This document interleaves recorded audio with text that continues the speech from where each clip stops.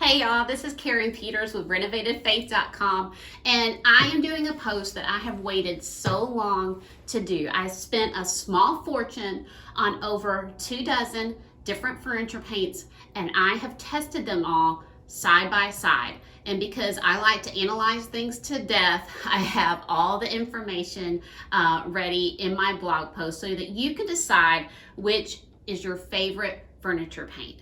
Now, because I'm a little bit partial, we all are, to certain paints, I decided to do this as a blind test so that my preferences would not in any way affect the results. So you'll see here there are some more traditional, like latex paints that might be used on cabinets also. That's because good cabinet paint is also good furniture paint. You'll see that I have Dixie Belle, Fusion, Silk, Rust-Oleum Chalked, Retique, Inspired by You, Annie Sloan Chalk Paint, Bear, 24 different brands to give you an idea of what they have to offer and where they stack up against one another.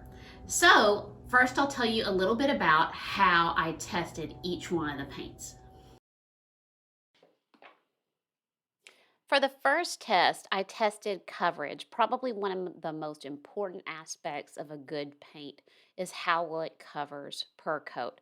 So I did 2 coats of paint over this black line, and the paints that showed the black line the least after 2 coats had the best coverage. I also used this test to test the smoothness with a brush and did the same coverage test again to check how the paint rolled on. So I was able to test smoothness not only with a brush but also with a roller.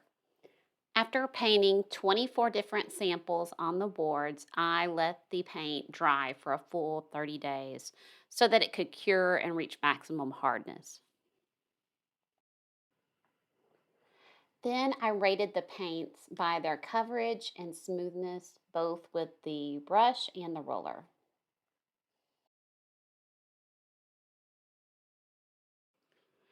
I also tested each paint to see which one levels the best.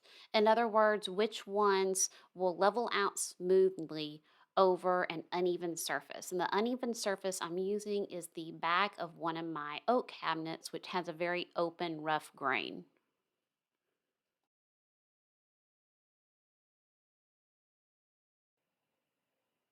I also took this opportunity to test the stainability of different paints with tomato sauce, coffee, and mascara. And you can see the full results of the staining test in the blog post. The most telling test, however, was the one where I put waterproof mascara. For this test, I'm testing scrubbability, and by that I mean I want to be able to scrub off all the mascara without scrubbing off some of the paint. And you'll see later in the testing, I actually used a black washcloth to see if any of the white paint wiped off. And the results really varied, and it was really telling to see which paint was most scrubbable. Last, I tested each paint to see which ones held up best when having a cold drinking glass sit on them for 48 hours. After compiling the data for all 24 paints, Benjamin Moore Advanced came out as the overall top pick, with Behr's Cabinet and Trim Enamel as the best budget pick, and the best splurge option was Inspired by You's pigmented coatings.